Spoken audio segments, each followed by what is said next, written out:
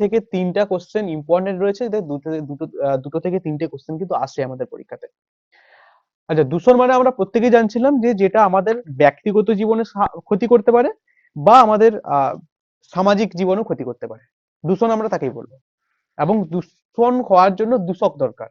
তো বর্তমানে দূষক হয়ে দাঁড়িয়ে গেছি আমরা, তার জন্য আমাদের শব্দ দূষণ, জল দূষণ, সবকিছু হচ্ছে, মানে জাস্ট এমনি ভাবে বলতে গেলে আর কি। ঠিক আছে, তো যেখানেই আমরা দেখি, ধরো রাস্তায় তুমি জ্যামে আটকে গেছো, ঠিক আছে, রাস্তায় জ্যামে আটকে গেছো, তো সেই জায়গায় পিছন দিকে একজন ব্যক্তি এরকম হরেন দিচ্ছে, প্যাঁ প্যাঁ করে হরেন দিচ্ছে, তোমার কানগুলো কি ঝালামালা হয়ে যায় না? তো সেগুলোকে আমরা শব্দ দূষণ বলি। কেননা আমাদের আমাদের কান একটা নির্দিষ্ট তীব্রতা পর্যন্ত নিতে পারে, লোড নিতে পারে প্রত্যেকটা জিনিসের। আমাদের মাথাও হচ্ছে, তুমি যদি খুব খুব বেশি পড়ো, মাথায় ধরছে না এমন ভাবে পড়ো, সে তোমার পড়া হবে না। তো একটা নির্দিষ্ট লিমিট পর্যন্ত নিতে পারে, ঠিক আছে। তো সেই রকমই শব্দ হচ্ছে একটা নির্দিষ্ট লিমিট পর্যন্ত, তার একটা নির্দিষ্ট তীব্রতা রয়েছে, যে তীব্রতা পর্যন্ত সে কিন্তু নিতে পারে শব্দগুলো, তারপর আর নিতে পারে না। তারপর কি সৃষ্টি হয়? তারপর কিন্তু আমাদের বধিরতা সৃষ্টি হয়ে যায়। বধিরতা মানে যেটাকে আমরা গদা বাংলা ভাষায় কি বলি? কালা। অর্থাৎ কানে শুনতে পায় না, অর্থাৎ কি হয়, কানের যে পর্দা থাকে, সেই কানের পর্দা কি হয়, ফেটে যায়। ঠিক আছে, এই হচ্ছে ব্যাপার, যে একটা নির্দিষ্ট লিমিট, তো সেই লিমিটটা কত, সেই লিমিটটা আমাদের জানতে হবে। সেই লিমিটটা কত জানো? কত তীব্রতা হলে আমাদের কানের পর্দা ফেটে যেতে পারে? কত তীব্রতা হলে আমাদের কানের পর্দা ফেটে যেতে পারে? শব্দের কত তীব্রতা হলে কানের পর্দা ফেটে যেতে পারে? 160 ডেসিবেল 160, এর উপরে। হ্যাঁ, 160 ডিবি। ঠিক আছে, 160 ডিবির যদি বেশি, মানে বা 160ও যদি হয়, ঠিক আছে, বা 160-এর যদি বেশি হয়, তাহলে কিন্তু কানের পর্দা ফেটে যাওয়ার একটা চান্স থাকে। তো সেটাকে, এই যে ডিবি, ডিবি যেটা, তার ফুল ফর্ম মনে রাখবে যে ডেসিবেল। ঠিক আছে, ডেসিবেল, অর্থাৎ এই ডেসিবেলটা কি? ডেসিবেলটা হচ্ছে শব্দের তীব্রতা যে হয় না, সেই শব্দের তীব্রতা মাপার একক আমরা ডেসিবেলে প্রকাশ করে থাকি। শব্দের যেমন আমরা বলি না, আলোর একটা মাত্রা থাকে, যে মানে আলোটা কত বেগে প্রবাহিত হচ্ছে, ঠিক আছে, তার একটা একক থাকে। সেই রকমই তোমার শব্দের তীব্রতা মাপার একক হচ্ছে ডেসিবেল, যেটাকে আমরা ডিবি সংকেত দ্বারা মানে তোমার করে থাকি আর কি, ইন্ডিকেট করে থাকি। এবং মনে রাখবে এখানে 1 ডেসিবেল, ঠিক আছে, 1 ডেসিবেল সমান হচ্ছে কত? 0.1 বেল। ঠিক আছে, 1 ডেসিবেল সমান 0.1 বেল, এটা মনে রাখার চেষ্টা করবে। তাহলে এই দুটো এখান থেকে ইম্পর্টেন্ট। এবং আরেকটা যেটা তোমরা বললে, যে 160 ডেসিবেল তোমার বেশি যদি হয়ে যায়, কানের পর্দা কিন্তু আমাদের ফেটে যেতে পারে। তো আমাদের স্বাভাবিক জীবনে, মানে আমরা যে টাইমটাতে রয়েছি, যেখানে আমরা বসবাস করি, অর্থাৎ আমাদের স্বাস্থ্যের পক্ষে কত শব্দের তীব্রতা হওয়াটা স্বাস্থ্যের পক্ষে ভালো, কত তীব্রতা হলে আমরা ঠিকঠাক ভাবে লাইফটা ঠিকঠাক নিয়ে যেতে পারি? 65 ডেসিবেল। 65টা অনেকটা বেশি হয়ে যায়। ঠিক আছে, মোটামুটি তোমার 50 থেকে যদি 60 ডিবি হয়, ঠিক আছে, তাহলে কিন্তু আমাদের যেটা হচ্ছে কি, আমাদের স্বাস্থ্যের পক্ষে ভালো। ঠিক আছে, আমরা যে জায়গায় বসবাস করি, ঠিক আছে, আমাদের যে জায়গায় ঘর বাড়ি রয়েছে, ঠিক আছে, অর্থাৎ যেগুলা হচ্ছে কি বসবাসযোগ্য এলাকা, ঠিক আছে, বসবাসযোগ্য যেগুলো এলাকা, সেখান থেকে কি বলতো, সেখানে হচ্ছে যে শব্দের তীব্রতা আছে, সেটা হচ্ছে 55 ডিবি আছে, তৈরি হয়। মানে যেগুলো লোকালিটি এলাকা, সেখানে হচ্ছে এই 55 ডেসিবেল তীব্রতা তৈরি হয়। তো এটা মোটামুটি আমাদের স্বাস্থ্যের পক্ষে ঠিক আছে, যে আমাদের সেরকম স্বাস্থ্যে কোনো ইম্প্যাক্ট পড়ছে না। কিন্তু 60-এর যখন বেশি হয়ে যায়, ঠিক আছে, তখনই কিন্তু আমাদের আস্তে আস্তে সমস্যাগুলো তৈরি হয়ে যায়। তো কি কি সমস্যা তৈরি হয়? আমাদের মাথা ধরতে পারে, মাথা ধরা হয়ে থাকে, ঠিক আছে, আমাদের আরো কি কি হয়ে থাকে, মেজাজ খিটখিটে হয়ে দেখবে, তোমার একটা এমন কন্ডিশন হয়েছে, সেই জায়গায় কেউ গান বাজাচ্ছে জোরে জোরে, থাপড়াতে ইচ্ছা করে না, সেরকম ব্যাপারটা, মেজাজ খিটখিটে হয়ে যায়। ঠিক আছে, তো বিভিন্ন ধরনের কিন্তু সমস্যাগুলো তৈরি হয়ে যায়। এছাড়া আরো কি হয়, বমি বমি ভাব তৈরি হয়ে থাকে অনেক সময়। ঠিক আছে, আমরা এতদিন জানতাম যে রাতকানা কিন্তু ভিটামিনের ফলে হয়ে থাকে। ঠিক আছে, রাতকানা কিন্তু তোমার এই অতিরিক্ত কানে যখন চাপ পড়ে, তখন কিন্তু রাতকানা হতে পারে। মানে আমাদের তোমার যে ধমনী শিরাগুলো রয়েছে না, তার উপর প্রচুর পরিমাণে চাপ পড়ে, যার ফলে কিন্তু কেটে যেতে পারে সবকিছু ভেতরে। ঠিক আছে, তার ফলে এটার ফলেও কিন্তু অনেক সময় রাতকানাও হয়ে থাকে। ঠিক আছে, ধমনীর উপর প্রচুর প্রেসার পড়ে। ঠিক আছে, যেটা আমাদের রক্তের চাপ, আর রক্তের চাপ কিন্তু প্রচুর পরিমাণে বেড়ে যায়। এমনকি আমাদের যে আইকিউ লেভেল যেটা রয়েছে, অর্থাৎ স্মৃতিশক্তি যদি আমরা বলি, ইন্টেলিজেন্স পাওয়ার যেটা, সেটা কিন্তু কমে যায়, মনে রাখার ক্ষমতা কমে যায় অতিরিক্ত শব্দ দূষণের ফলে। তার জন্যই বলা হয় সবাইকে যে কানে সবসময় হেডফোন দিয়ে শোনা উচিত নয়। এমনকি কানে ফুল, মানে হেডফোনে ফুল সাউন্ডেও শোনা উচিত নয়। একটা লিমিটেশন থাকা উচিত সব জিনিসের। একটা মিনিমাম মাঝারি শব্দে তুমি গান শোনো বা মানে শোনো, কোনো সমস্যা নেই। অনেকে দেখবে যে কানে হেডফোন লাগিয়ে সারা রাত ঘুমাচ্ছে, ব্যাপারটা কিন্তু খুবই খারাপ একটা ব্যাপার। ঠিক আছে, যেটা কিন্তু আমাদের শরীরে প্রচুর ইম্প্যাক্ট ফেলায় আর কি। তো এটা হচ্ছে আমাদের বসবাসযোগ্য এলাকাতে হচ্ছে তোমার 55 ডেসিবেল একটা শব্দের তীব্রতা পাওয়া যায়। যদি আমরা শিল্পাঞ্চলে দেখে যাই, শিল্পাঞ্চলে যদি চলে যাই, ঠিক আছে, তো শিল্পাঞ্চল মানে আমরা কি জানি, প্রচুর যন্ত্রাংশ এখানে রয়েছে। ঠিক আছে, তো এই শিল্পাঞ্চলে কিন্তু আমাদের প্রায় 75 ডিবি শব্দের তীব্রতা তৈরি হয়ে যায় শিল্পাঞ্চলে। ঠিক আছে, তো আমি যে যে ডিবি গুলা বলছি, এগুলা কি বলতো, এগুলা হচ্ছে দিনের বেলায়। ঠিক আছে, দিনের বেলা আমাদের কখন থেকে শুরু হয়, মানে আমরা যদি ভোর ছোটা থাকি, যেটা ওয়াকিং আওয়ার্স যেটা আমরা বলি, 6 AM থেকে রাত্রি 9 PM পর্যন্ত আমাদের ওয়াকিং আওয়ার্স, এটা আমরা, তো এই ওয়াকিং আওয়ার্সে কিন্তু এতটা তীব্রতা সৃষ্টি হয়ে যায়। ঠিক আছে, বসবাসযোগ্য এলাকাতে এই ওয়াকিং আছে 75 ডেসিবেল থেকে। যখন ওয়াকিং আওয়ার পেরিয়ে যায়, যখন হচ্ছে মানুষ সবার ঘরে ঘরে ঢুকে যায়, তখন কিন্তু এই 75 ডেসিবেলটা কমে গিয়ে 45 ডিবি হয়ে যায় শব্দের তীব্রতাটা। ঠিক আছে, এবং শিল্পাঞ্চলে দিনের বেলাতে যেখানে 65 ডেসিবেল তোমার শব্দের তীব্রতা ছিল, সেখানে তুমি যদি রাত্রিবেলায় চলে যাও, সেখানে হচ্ছে 70 ডিবি তোমার শব্দের তীব্রতা হয়ে যায়। ঠিক আছে, তো এইরকম মোটামুটি যেগুলো মার্কেট প্লেস, ঠিক আছে, আমরা যেখানে মার্কেট যাই, বাজার করতে যাই, সেই মার্কেট প্লেস গুলো কি বলতো, দিনের বেলাতে 65 ডেসিবেল থাকে। তো মোটামুটি এটাও যে খুব একটা যে তোমার কানের ক্ষতি করে তেমনটা নয়, মোটামুটি একটা আওয়াজ বেশি হয়। তো মানে দেখবে যাদের বাড়ি হচ্ছে ওই হাটটার হয় না, মার্কেট প্লেসের কাছে যাদের বাড়ি, একটা টাইম না বিরক্তিকর লেগে যায়, এত চেঁচায়। ঠিক আছে, এই মাছ লিবে গো, আটা লিবে গো, কত কিছু বলে না, তো ব্যাপার হচ্ছে সেইগুলো। একটা টাইম বিরক্তিকর লেগে যায়, তখনই হচ্ছে আমাদের শরীরের মধ্যে, মানে আমাদের বিরক্তিটা কখন হয়, শরীরের মধ্যে সেটা ইম্প্যাক্ট ফেলছে বলেই আমাদের কিন্তু এই বিরক্তিটা তৈরি হয়ে যায়। তো শুধুমাত্র যে মানুষের উপরে ইম্প্যাক্ট করছে শব্দ দূষণটা, সেটা কিন্তু নয়। আমাদের যে এনভায়রনমেন্ট রয়েছে না, সেই এনভায়রনমেন্টে যে হচ্ছে তোমার পশু পাখি যেগুলো রয়েছে, ঠিক আছে, যে অ্যানিমেলস গুলো রয়েছে, সেই অ্যানিমেলস এর হচ্ছে ওপরও প্রচুর পরিমাণে প্রভাব পড়ে থাকে, প্রচুর প্রভাব পড়ে থাকে। আজকে আমরা বলছি যে সমস্ত কিছু প্রাণীগুলো বিলুপ্ত হয়ে যাচ্ছে, কিন্তু তার পেছনে কারণ খুঁজলে কিন্তু তার একটা অন্যতম কারণ বলতে পারি শব্দ দূষণ। শব্দ দূষণের প্রচুর কারণ রয়েছে। তো শব্দ দূষণের ফলেও কিন্তু আস্তে আস্তে যারা মানে নিতে পারছে না, সাউন্ড নিতে পারছে না, আস্তে আস্তে কিন্তু তারা বিলুপ্তির পথে চলে যাচ্ছে। তারা বাঁচতে পারছে না, তাদের সংখ্যা ক্রমই মানে মানে প্রচুর প্রচুর কমে যাচ্ছে আস্তে আস্তে। ঠিক আছে, তাদের হচ্ছে প্রজনন ক্ষমতাগুলো হ্রাস পেয়ে যায় এই শব্দ দূষণের ফলে। তো এই হচ্ছে তোমার মোটামুটি ভাবে শব্দ দূষণ। আর শব্দ দূষণে সেরকম কিছু নেই। জাস্ট এখানে ৩-৪টা জিনিস মনে রাখার চেষ্টা করবে। শব্দের তীব্রতা মাপার একক হচ্ছে ডেসিবেল, ১ নম্বর জিনিস। ২ নম্বর হচ্ছে ১ ডেসিবেল সমান কত? 0.1 বেল। ৩ নম্বর হচ্ছে স্বাভাবিক জীবনে কত শব্দের তীব্রতা থাকা প্রয়োজন? ৫০ থেকে ৬০ ডেসিবেল। ৪ নম্বর হচ্ছে কত ডেসিবেল মানে শব্দের তীব্রতা হলে মানুষের স্বাস্থ্যের পক্ষে ক্ষতিকারক, বা হচ্ছে মানুষের কানের পর্দা পর্যন্ত ফেটে যেতে পারে বা বধিরতার সৃষ্টি হয়। সেটা হচ্ছে ১৬০ ডেসিবেল। তো এই কটা জিনিস কিন্তু এখান থেকে মনে রাখবে। এই কটা জিনিস থেকেই কিন্তু পরীক্ষাগুলো বারবার আসে পরীক্ষাতে প্রশ্ন। বুঝতে পারলে সবাই, বোঝা গেছে শব্দ দূষণ কি? শব্দ দূষণ হ্যাঁ সবার স্যার। বোঝা গেছে? আমি আমি আমি শব্দ দূষণ করছি না তো তোমাদের এবার? মানে আমার শব্দ দূষণ হচ্ছে না তো আমার ফলে?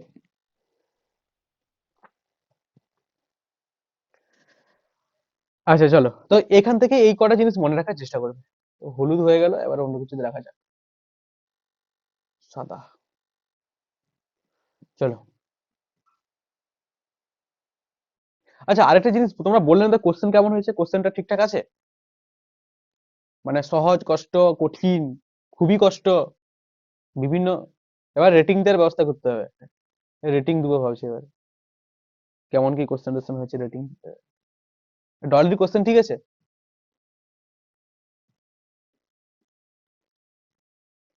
ডলি কোশ্চেন ঠিক আছে? আমি তো লাইফ সায়েন্সটা করেই নি। আর তুমি করোনি হ্যাঁ, কেন? সব সাবজেক্টে ঠিক আছে। লাইফ আমি সায়েন্স করোনি কেন? পারিনি। সো জ্যোতির্ময় স্যার আপনারটা করেছি। আপনার যে যতগুলো ছিল সবগুলোই করেছি। জ্যোতির্ময় স্যারের ক্লাসটা আমি বুঝতেই পারি না, এখানে আচ্ছা ঠিক পড়াও আছে, হয়নি ওটার জন্য টেনশন নিতে হবে না, ঠিক এটা আছে। থেকে। তোমাদের একটা আমি কথা বলছি শোনো, ওটা বলার দরকার নেই জ্যোতির্ময় দাকে বা অন্য কাউকে। তোমাদের আমি ওই রিভিউ যেগুলো তোমরা দিয়েছিলে আমি দেখেছিলাম, ঠিক আছে, তোমাদের কিছু সমস্যা রয়েছে। আমি তোমাদের দেখছি জীবনী বিজ্ঞানটা ভৌত বিজ্ঞানটা যদি নিতে পারি আমি নিয়ে নেবো, ঠিক আছে। সপ্তাহে একটা করে, তবে ওটা তোমাদের এরকম ভাবে ক্লাস হবে না, আমি যখন টাইম দেবো তখন যতজন থাকবে ততজনের নিয়ে ক্লাস হবে। কারণ মানে একটা নির্দিষ্ট টাইমে আমি করতে পারবো না, কারণ আমার নিজেরই টাইম নেই।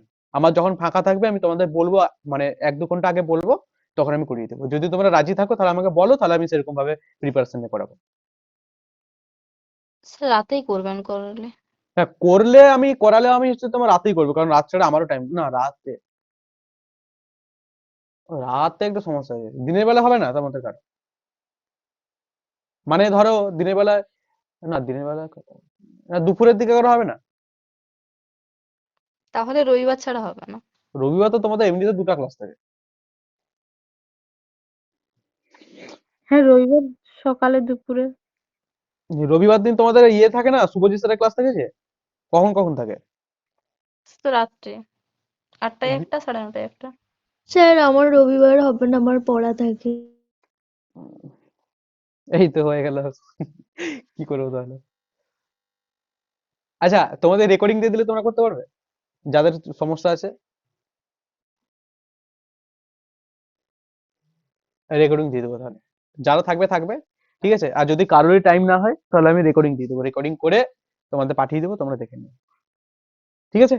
তাহলে কোনো সমস্যা থাকবে না আর কি, আশা করি। তো চলো, আজকে আমরা বেশি গল্প করব না, বেশি কাজ করবো আজকে, এটা হচ্ছে ব্যাপার। চলো, এবার কি যেটা রয়েছে শব্দ দূষণ আমি তোমাদের বলে দিলাম। এবারে আমাদের হালকা করে একটু জানতে হবে কি, জল দূষণ। জল দূষণ থেকে কিন্তু একটু বেশি বেশি প্রশ্ন আসে, মানে বেশি বেশি প্রশ্ন বলতে একটু ইম্পর্টেন্ট জায়গাটা রয়েছে জল দূষণ। সিমিলার জিনিস, অন্যান্য দূষণের মধ্যে হচ্ছে জল দূষণ। জলে যখন দূষণটা বাড়বে তখন সেটাকে আমরা জল দূষণ বলবো, এবং সেই দূষণের ফলে আমাদের শরীরে যা যা ইম্প্যাক্ট করবে, আমাদের এনভায়রনমেন্টে যা যা সমস্যাগুলো তৈরি হবে, সেইগুলোই হচ্ছে জল দূষণ। বোঝা গেছে? জল দূষণ কিভাবে হয়ে থাকে, আমরা যদি শহরাঞ্চল গ্রামাঞ্চল যদি ভাগ করে দিই, ঠিক আছে। আমরা যদি শহরের দিকে দেখি, শহরে যে এত সুন্দর সুন্দর নালাগুলো, নালার যে কালো কালো জলগুলো কোথায় গিয়ে মিশে? একটা বড় নালাতে গিয়ে মিশে। বড় নালার যে এত সুন্দর জল, সেই জলটা কোথায় গিয়ে মিশে? নদীতে গিয়ে মিশে। এবং নদীর জলগুলো কোথায় গিয়ে মিশে? সমুদ্রে মিশে। এটা একটা ব্যাপার। তো মানে মানে কি বলবো, শহরের দিকের লোকগুলো মানে দেখতে গেলে তোমার গ্রামের দিকে হচ্ছে জল দূষণ হয়, কিন্তু এতটা পরিমাণে হয় না শহরের দিকে যতটা বেশি জল দূষণ হয়, ঠিক আছে। শহরের দিকে এলে শুধু নালাগুলো দেখবে একবার, কত সুন্দর শহরে নালা। সব দূষণই বেশি হয়। হ্যাঁ, সব দূষণই বেশি হয়, মানে তো নালাগুলো শুধু একটু দেখবে। আবার কি, মানে সব থেকে ইন্টারেস্টিং যে জায়গাটা, মানে দেখতে শুনতে ভালো লাগে যে জায়গাগুলো, কলকাতার দিকে, কলকাতাতে একটু জল এলে তো পুরো ভর্তি হয়ে যায় না সেই জলগুলো। যখন জলের ঘরগুলো ডুবে যায়, ঠিক আছে, সেই জলের উপরে যখন লোকগুলো হাঁটাচলা করে এবং সেখানে যখন চলাফেরা করে তখন কত সুন্দর লাগে বলতো। মানে যতগুলো ড্রেনের জল তো সবই তো সে ঘরের ভিতরে ঢুকে রয়েছে না, তার উপরে চলাফেরা করছে। আবার এদিকে শহরের দিকে লোকগুলো একটু গ্রামের দিকে চলে এলে, যখন পায়ে একটু কাদা লাগবে, এ মাগো কি কাদা, ছি ছি ছি, মরে গেলাম মরে গেলাম, কি আসবো না আর গ্রামের দিকে আসবো না, একটু যদি গোবর যদি পায়ে লেগে যায় তব হয়ে গেল আর কি, ঠিক আছে। অথচ দেখো ড্রেনের জল যখন উঠে যাচ্ছে তখন সেগুলোতে চান করছে। এই যে আজব লোক এগুলো, ঠিক আছে। শহরের দিকে একটু আজব লোক, তবে সবাই সমান নয়, আজব লোক কিছু থাকে। তো এই হচ্ছে ব্যাপার, যে জল দূষণ মূলত এভাবে সৃষ্টি হয়ে থাকে।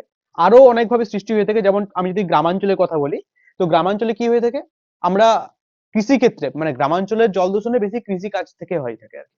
আমরা ভালোভাবে চাষ করার জন্য কি করে থাকি, সার দেই, প্রচুর পরিমাণে কীটনাশক দেই। তো যখন বৃষ্টি হয়, যখন বন্যা টন্যা হয়ে যায়, তখন কি হয়, ওই জলগুলো কি করে, তখন সব গড়িয়ে এসে কি পুকুরে মিশে যায়, তখন পুকুরের জলটা দূষিত হয়ে যায়। এটা একটা ব্যাপার হয়ে থাকে। এছাড়া কি হয়ে থাকে, আমরা প্রত্যেকেই জানি, গ্রামের দিকে মানে এখন তাও বাড়ি বাড়ি কল হয়ে গেছে, ঠিক আছে, সাবমার্সিবল হয়ে গেছে। আগে কি হতো, আমরা যখন ছোট ছিলাম তখন কি হতো, একটা পুকুরকে কেন্দ্র করে, ঠিক আছে, একটা পুকুরকে কেন্দ্র করে চারদিকে লোক বসবাস করছে, এদিকে রাস্তা, এদিকে বসবাস করছে, যেগুলোকে আমরা ভূগোলের ভাষায় জলবিন্দু বসতি বলি। মানে ঠিক আছে, জলবিন্দু বসতি। এই বসতিটাকে মানে এই বস্তুটা আমি জাস্ট এখানে উদাহরণ দিচ্ছি, এই বস্তুটা অ্যাকচুয়ালি ডেজার্ট যে এলাকাগুলো রয়েছে না, মানে ডেজার্ট মানে কি, যেগুলো হচ্ছে মরুভূমি জাতীয় যে এলাকাগুলো, সেই মরুভূমি জাতীয় এলাকাতে এই জলবিন্দু বসতি বেশি করে ওঠে। যাক, মোটামুটি গ্রামের দিকে ওইটা হয়, একটা পুকুরকে কেন্দ্র করে কিন্তু লোক, মানে একটা পুকুরের প্রতি পুরো গ্রামের লোকেরা কিন্তু নির্ভরশীল থাকে। এখানেই হচ্ছে তোমার বাসন টাসন মাজছে, এখানেই তোমার চান করছে, এখানেই গরুকে চান করছে, এখানে মোষ মোষ চান করাচ্ছে, ঠিক আছে, এমনকি এই জলটাকে খাচ্ছে। আগের দিনে এটা হতো, এখনো হয়ে থাকে অনেক জায়গাতে। তো এর ফলে কিন্তু প্রচুর পরিমাণে জলটা দূষিত হচ্ছে, ঠিক আছে। তো জল দূষণের ফলে অ্যাকচুয়ালি কি হয়? কি এলো গো এতক্ষণ পর? ও মা গো, তো স্যার কোথায় গেল? তো অ্যাকচুয়ালি কি হয়ে থাকে, তো এইভাবে তোমাদের জল দূষণটা হয়, ঠিক আছে। এছাড়া আরো একটা পদ্ধতিতে জল দূষণ হয়, ধরো সমুদ্রে সমুদ্রে তোমার ওই তেল খনন করা হয় না, তেল খনন করা হয়, খনন করা হয় তো তেলগুলো তোলা হয় তো সমুদ্র থেকে, ডিগবয়, মনে পড়ে সেই জায়গাগুলো কত? তো সেখানে কি হয়, কোনো কারণে যদি লিকেজ হয়ে যায়, সমুদ্রের উপরে কি হয়, ওই তেলগুলো ভেসে যায়। তেল তো আর জলের সঙ্গে তেল তো জলের সঙ্গে দ্রাব্যতা মানে মিশে যায় না, ও তো ভাসতে থাকে। যতটা পর্যন্ত ভাসে সেই এলাকায় কি হয়, উপরে হচ্ছে কি একটা লেয়ার তৈরি করে দেয়, এবং এই লেয়ারের জন্য এই তোমার জলে অক্সিজেনের পরিমাণ কমে যায়। তার ফলে ওইখানকার ইকোসিস্টেমটা নষ্ট হয়ে যায়, জীববৈচিত্র্য বায়োডাইভার্সিটি নষ্ট হয়ে যায় ওই জায়গায়।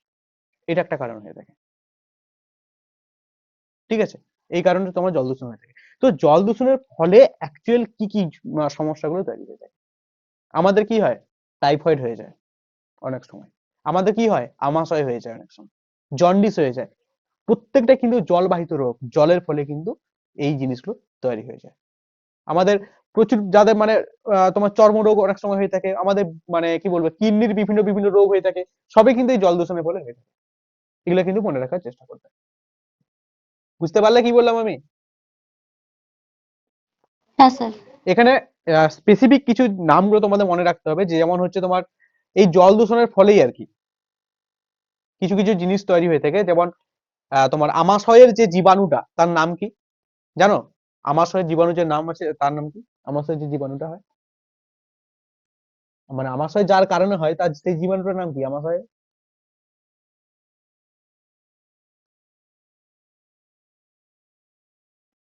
অ্যামিবায়োসিস, ঠিক আছে। অ্যামিবায়োসিস, ঠিক বললাম না ভুল বললাম আমি? আরে বলো, ঠিক ঠিক বললাম না ভুল বললাম? আর চুপচাপ আছে। আপনিই জানেন। আচ্ছা, আর একটা রোগ হয়ে থাকে জিয়ারডিয়া, ঠিক আছে। টাইফয়েড, প্যারাটাইফয়েড, কলেরা, এই জাতীয় রোগগুলো কিন্তু হয়ে থাকে। তো এককোষী, এবং এখান থেকে এইরকম টাইপের মনে রাখার চেষ্টা করবে জিনিসগুলো, ঠিক আছে। প্রথমে আমি পয়েন্ট করে দিচ্ছি, এককোষী বা যেগুলো প্রোটোজোয়া ঘটিত রোগ, প্রোটোজোয়া ঘটিত রোগ, সেই রোগগুলো একটু মনে রাখার চেষ্টা করবে। নেক্সট হচ্ছে তোমার জীবাণু ঘটিত রোগ, জীবাণু ঘটিত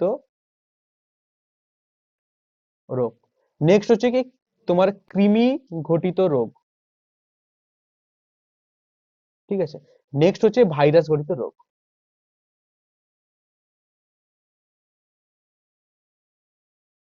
ঠিক আছে। এই রোগগুলো একটু মনে রাখার চেষ্টা করো। তো এককোষী এবং প্রোটোজোয়া ঘটিত যে রোগগুলো হয়ে থাকে, যেটা আমি তোমাকে বললাম যে আমাশয়, ঠিক আছে, এবং তোমার জিয়ারডিয়া, এই রোগগুলো হচ্ছে তোমার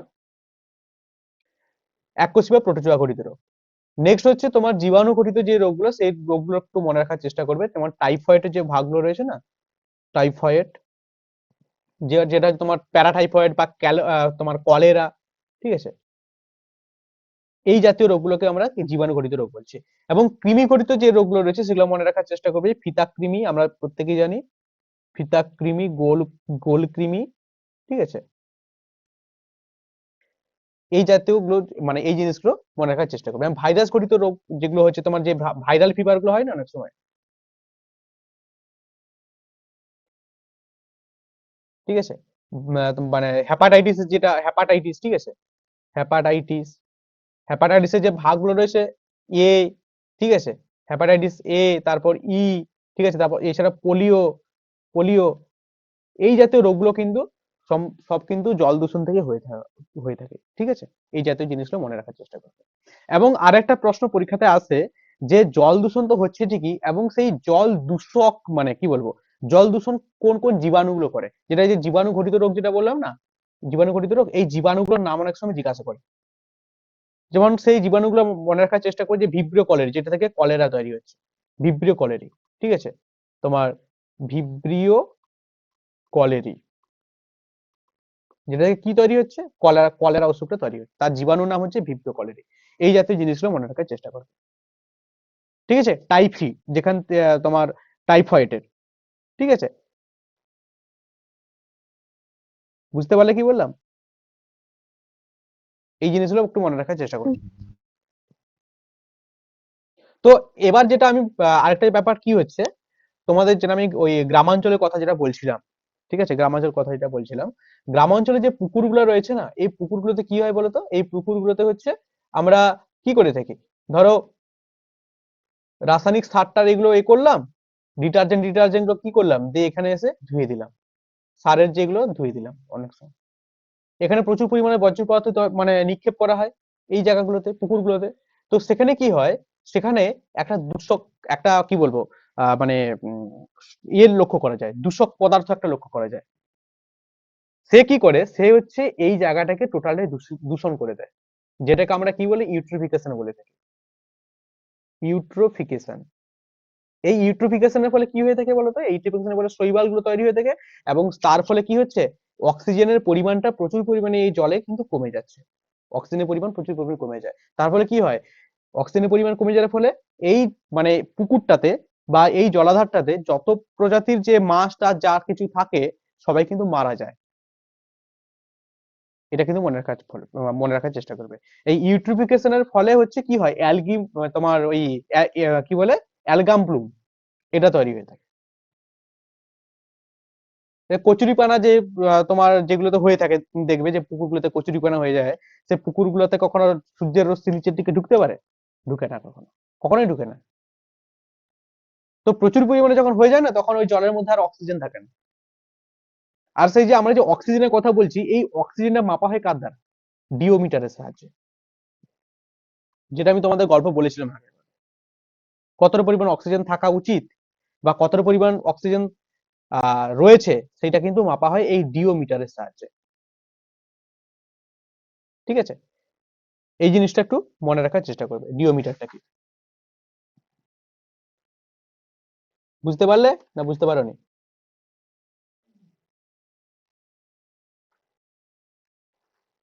হ্যাঁ এটা স্যার। ঠিক আছে।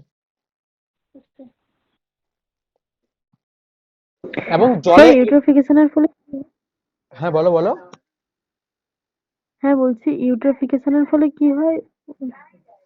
তোমার অ্যালগাম ব্লুম মানে ইউট্রোফিকেশন অ্যাকচুয়ালি কি বলতো, যে জায়গাটাতে যে যে জলাধারটা রয়েছে, সেই জলাধারে এত পরিমাণ শৈবাল জন্মে যায়, ঠিক আছে, এত পরিমাণ তোমার আগাছা জন্মে যায়, যার ফলে কি হচ্ছে, ওই জলটাকে ইউজের ইউজ মানে কি বলবো, ওটাকে আর ব্যবহার করা যায় না আর কি, জলটা সম্পূর্ণরূপে নষ্ট হয়ে যায়। আর ওখানে একটা জীবাণু থাকে, সেই জীবাণুর নাম হচ্ছে তোমার কি বলতো, জীবাণু বলছে, একটা বিষাক্ত পদার্থ থাকে, স্ট্রিকনিন, ঠিক আছে, সেই পদার্থটার নাম স্ট্রিকনিন,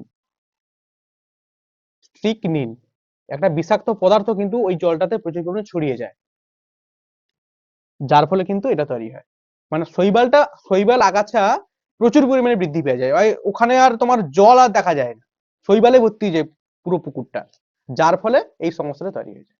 ওটাই ইউট্রিফিকেশন, নামটাই হচ্ছে ইউট্রিফিকেশন, ওকে ঠিক আছে। হ্যাঁ স্যার। এই হচ্ছে ব্যাপার। আরে কি একটা বলতেছিলাম ভুলে গেলাম, কি বলতেছিলাম বলো তো, হ্যাঁ বিওডি, বিওডি, ঠিক আছে। ডিওমিটার সাহায্যে অক্সিজেন কতটা রয়েছে সেটা আমরা মাপতে পারি, ঠিক আছে, ঠিক আছে। আরেকটা যেটা কথা রয়েছে যে বিওডি, বায়োলজিক্যাল অক্সিজেন ডিমান্ড, ঠিক আছে, একটা এ ধরো এই পুকুরটাতে কত মানে যে কতটা অক্সিজেন রয়েছে সেটা তো মাপলাম ডিওমিটার সাহায্যে, এবং এর যে পরিমাণটা হচ্ছে আমরা বলি থেকে বিওডি, যে আমরা বললাম যে এই পুকুরে এত পিপিএম তোমার বিওডি রয়েছে, এইটা হচ্ছে বায়োলজিক্যাল অক্সিজেন ডিমান্ড, কত পরিমাণ অক্সিজেন রয়েছে, এই জিনিসটাকে আমরা বিওডি বলে থাকি। তো আমরা বিওডি যদি মানে কোনটা বিশুদ্ধ জল এবং কোনটা খারাপ জল কিভাবে বলবো? আমরা তো মানে করবো তো ডিওমিটারের সাহায্যে ঠিকই। বিওডি যদি একটা জলে, ঠিক আছে, 1 হয়ে থাকে, বিওডির মাত্রা যদি 1 হয়ে থাকে, তাহলে আমরা কি বলবো? সেটা হচ্ছে সম্পূর্ণ বিশুদ্ধ জল। সম্পূর্ণ বিশুদ্ধ জল, ঠিক আছে।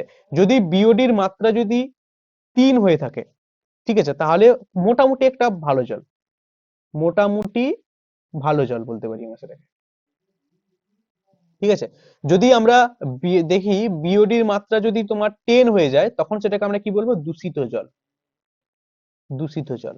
এবং বিওডি যদি 20 হয়ে যায়, তখন সেটাকে আমরা কি বলবো? অত্যন্ত দূষিত জল। এইভাবে তোমার ভাগ করা হয়।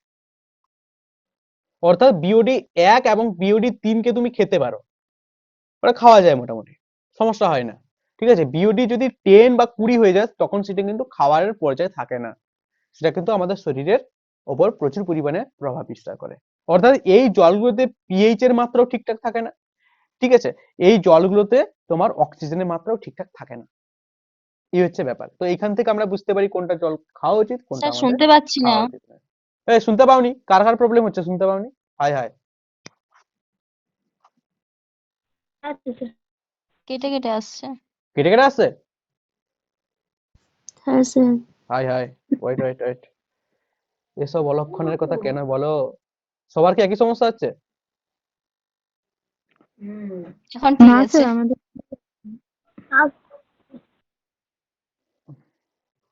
আচ্ছা, আর কি করা যাবে, হোক চলো। তো এই জায়গাগুলো একটু মনে রাখার চেষ্টা করবে। তো বিওডি একটা ব্যাপার, আরেকটা হচ্ছে কি বলতো, আরেকটা জিনিস রয়েছে সিওডি। একটা বিওডি, একটা হচ্ছে সিওডি।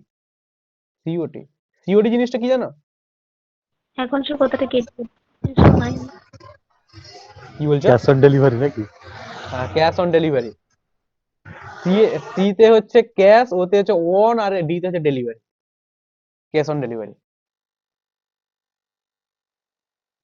Chemical oxygen demand. জিনিসটা কি?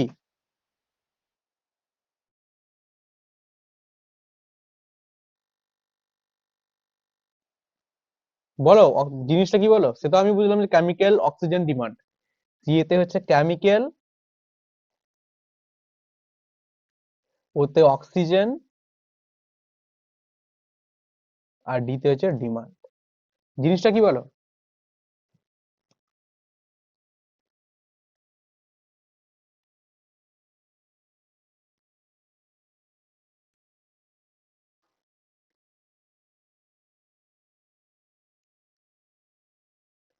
কোন একটা জৈব হ্যাঁ বলো বলো বলো বলো, শুনি শুনি শুনি শুনি, তারপর বলবো আমি। সিওডি পরীক্ষার দ্বারা জলের জৈব অজৈব বস্তুর পরিমাণ হয়। হ্যাঁ হয়, মানে অ্যাকচুয়ালি যে অক্সিজেন যেটা বললাম না, অক্সিজেনের চাহিদা কতটা রয়েছে বা কি সব ব্যাপার, এগুলো আমরা বুঝতে পারি সিওডি সাহায্যে, সিওডি কে বিশ্লেষণ করে, ঠিক আছে। প্রত্যেক লিটার জলে 33 মিলিগ্রাম অক্সিজেনকে ওই জলে সিওডি বলা হয়। প্রত্যেক লিটার জলে, সেখানে মানে ধরো 1 লিটার জলে যদি 33 তোমার মিলিগ্রাম আর কি, ঠিক আছে, 33 মিলিগ্রাম অক্সিজেন থাকে, তখন ওই জলটাকে আমরা সিওডি বলবো। জাস্ট এটা জেনে রাখার জন্য, এতটা ইম্পর্টেন্ট নয়, ঠিক আছে। এই জিনিসটাকে মনে রাখার চেষ্টা করবে। বিওডি আর সিওডি জিনিসটা কি? একটা হচ্ছে তোমার তোমার একটা অক্সিজেন ডিমান্ড, একটা হচ্ছে তোমার কেমিক্যাল অক্সিজেন ডিমান্ড। একটা বায়োলজিক্যাল অক্সিজেন ডিমান্ড, একটা কেমিক্যাল অক্সিজেন। ওখান থেকে প্রশ্ন তেমন আসে না, জাস্ট একটু জেনে রাখার চেষ্টা করবে, হয়তো বা দিয়ে দিতে পারে, ঠিক আছে। এবং এখানে যে তোমার এই বিওডি মানগুলো বললাম না, আরেকটা জিনিস মনে রাখার চেষ্টা করবে, বিওডি যদি 5 হয়ে যায়, ঠিক আছে, এখানে তোমার 10 দূষিত জল, বিওডি 5 হয়ে যায় মানে কিন্তু জল দূষিত হওয়া শুরু করছে, এটা মনে রাখার চেষ্টা করবে। বিওডির মানটা যদি 5 ppm, এগুলো এই যে 1 বললাম না, এগুলো সব ppm, ঠিক আছে, ppm। বিওডির পরিমাণ 5 ppm হওয়া মানে পৌঁছে গেলে কিন্তু জল দূষিত হচ্ছে বলে ধরে নিতে পারো, এই হচ্ছে ব্যাপার। আর এখান থেকে জল দূষণ থেকে আর সেরকম কিছু আছে বলে আমার মনে হয় না। তো জল দূষণ সবার বোঝা গেছে?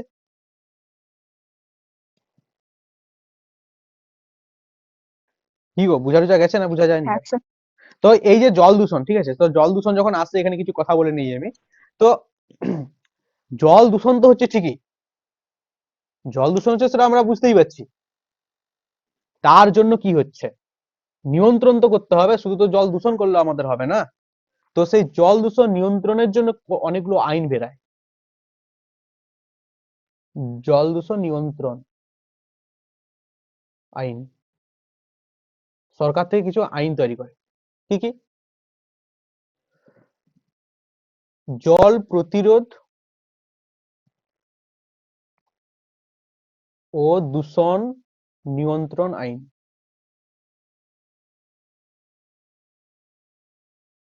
এটা হচ্ছে তোমার 1974 সালে তোমার হয়েছিল আর কি, তৈরি হয়েছিল এই আইনটা। ঠিক আছে, এবং এটা পরে সংশোধিত হয় 1988-তে। 74-এ তোমার এই আইনটা তৈরি হয়েছিল এবং পরে এটা সংশোধিত বিল হয়ে আসে 1988 সালে।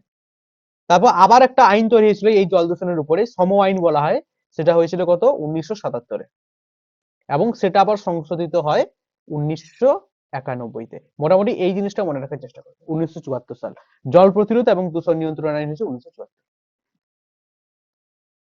বুঝতে পারলে? এটা একটু মনে রাখার চেষ্টা করবে। তো এই হচ্ছে তোমার জল দূষণ। জল দূষণ আর সেরকম কিছু নেই, মনে রাখার দরকার নেই আর কিছু, যেগুলো বললাম জাস্ট টুকটাক একটু মনে রাখার চেষ্টা করো। জল দূষণে আরেকটা ভাইটাল জিনিস রয়েছে, কি বলতো? আর্সেনিক দূষণ, যেটা তোমাদের বললাম নিয়ে, আর্সেনিক দূষণ। এই আর্সেনিক দূষণের ফলে কিন্তু আমাদের শরীর রোগ হয়ে থাকে অনেক কিছু। ঠিক আছে, আচ্ছা আর্সেনিকের সংকেত জানো? আর্সেনিক কি আমরা, এই যে আর্সেনিক, এই আর্সেনিকের সংকেত কি? কোন সংকেত দ্বারা আমরা প্রকাশ করে থাকি আর্সেনিককে? রাসায়নিক সংকেতটা কি এর? আর্সেনিকের রাসায়নিক সংকেত কি? বলো বলো, আর্সেনিকের রাসায়নিক সংকেত কি? এএস, মনে রাখবে। রাসায়নিক তোমার আর্সেনিকের রাসায়নিক সংকেত হচ্ছে তোমার এএস, আর এর পরমাণু ক্রমাঙ্ক মনে রাখার চেষ্টা করবে 33। ঠিক আছে, আর এর পারমাণবিক গুরুত্ব হচ্ছে কত? 74.92 আর্সেনিকের। ঠিক আছে, তো আর্সেনিকের ফলে কি কি তৈরি হয়ে থাকে? মেন যেটা পরীক্ষাতে প্রচুর পরিমাণে আসছে, black food disease. Black food disease প্রচুর পরীক্ষাতে আসে, যে আর্সেনিক দূষণের ফলে আমাদের শরীরে যেটা তৈরি হয়ে থাকে, ব্ল্যাক ফুড ডিজিজ। এটা মনে রাখার চেষ্টা করবে। ঠিক আছে, তো এই আর্সেনিক, ঠিক আছে, এই আর্সেনিককে আমরা মানে কি বলে, ঘরোয়া ভাষায় আর কি এর একটা নাম রয়েছে, চলিত বাংলা ভাষায় কি বলা হয় বলতো? সেঁকো বিষ। সেঁকো, সেঁকো বিষ। এই আর্সেনিককে আমরা সেঁকো বিষ বলে থাকি। কেন বলতো? এই আর্সেনিক যখন জলে মিশে যায় এবং সেই জল যখন আমরা পান করি, সঙ্গে সঙ্গে কিন্তু তার প্রভাব পড়ে না। ঠিক আছে, সঙ্গে সঙ্গে প্রভাব পড়ে না, কিছুদিন অন্তর, মানে মানে অনেকটা দেরি করে। যেমন একটা সাপ রয়েছে না, কি সাপটা একটা রয়েছে না, সাপ কামড়ালে সঙ্গে সঙ্গে কোনো কিছু বুঝতে পারবে না, কিছু কিছু তোমার সঙ্গে সঙ্গে কিছু বুঝতে পারবে না, কিন্তু কিছুদিন পর কিন্তু বুঝতে পারবে যে সাপ কামড়িয়েছিল এবং তার প্রভাবগুলো লক্ষ্য করতে পারবে। সেই রকমই আর্সেনিক যুক্ত জল পান করলে কিন্তু তার প্রভাব সঙ্গে সঙ্গে পড়ে না, কিছুদিন পর কিন্তু তার প্রভাবগুলো ব্যাপার মনে রাখার চেষ্টা করবে এগুলো। ঠিক আছে, এবং পানীয় জলে, ঠিক আছে, পানীয় জলে তোমার আর্সেনিকের যে মাত্রাটা, আর পানীয় জলে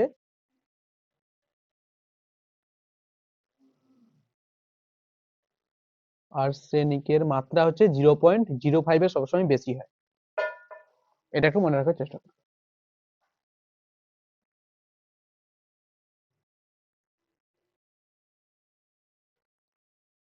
বুঝতে পারলে? যদি 0.05 যদি বেশি হয়ে যায়, তাহলে কিন্তু সেটা পান করা যায় না।